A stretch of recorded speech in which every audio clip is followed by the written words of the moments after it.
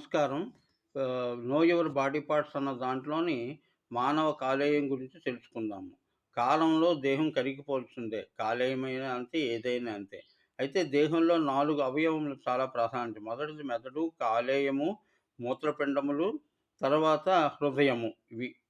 అయితే దీనిలో కాలము అతి పెద్ద ఆహ్, కాలేయము అతి పెద్దగా పనిచేయుచుండుట అవయవము. అంటే కంప్యూటర్ నిర్మాణంలో సీపీయూ అనేటువంటి ఆర్గాన్ ఎంత ప్రాధాన్యత వహిస్తుందో మానవ దేహంలో లివర్ కూడా అంతే ప్రాధాన్యత ఉన్నది. అయితే అనేక రసాయన కర్మ విపాకములను తయారు కెమికల్ ప్రాసెసింగ్ యూనిట్ అనేటువంటిది చెప్పుకోవచ్చు.